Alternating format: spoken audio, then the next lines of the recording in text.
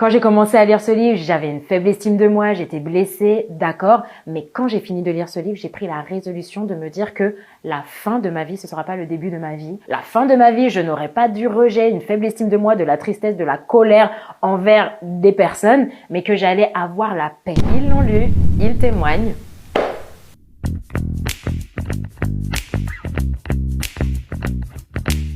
Bonjour, je m'appelle Crescence et aujourd'hui je vais vous parler d'un livre qui a complètement bouleversé ma vie. C'est Neutraliser l'ennemi, public numéro 1 de Yvan Castano. Ce qui m'a surpris en lisant le livre, c'est que contrairement à ce que j'avais l'habitude de penser quand j'avais des problèmes dans ma vie ou même à l'intérieur de moi dans mes émotions, ce qui m'étonnait c'était de savoir que c'était pas tant les démons, le diable, les sorciers ou alors d'autres personnes que je pouvais accuser, mais la chair qui habite à l'intérieur de moi. Donc ce que j'ai compris, c'est que le problème, il était en moi et que je devais me faire la guerre entre guillemets à moi-même. J'étais complètement choquée de découvrir ça. J'ai pu mettre en pratique certaines choses en lisant ce livre, notamment par la compréhension du principe selon lequel mon âme, elle est neutre et c'est soit qu'elle est influencée par mon esprit qui est uni au Saint-Esprit, soit par la chair où il y a le péché. Et ce que j'ai pu faire du coup, c'était la discipline, c'est-à-dire de ne pas me laisser emporter par mes émotions. Ce livre, c'est la clé par laquelle personnellement j'ai découvert l'importance de restaurer notre âme. J'ai beaucoup souffert d'estime personnelle, de faible estime de moi, de rejet et ce livre il explique d'où viennent les blessures intérieures, donc j'en parle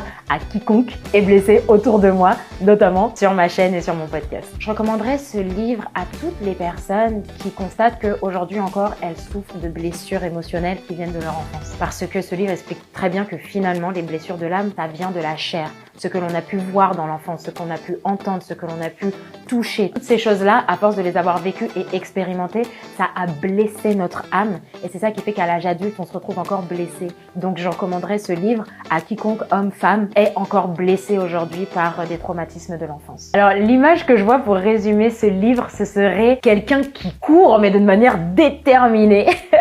Pourquoi? Parce que personnellement, quand j'ai lu ce livre, j'ai pris la résolution de restaurer mon âme. Si je pouvais dire une chose à l'auteur de ce livre, c'est merci.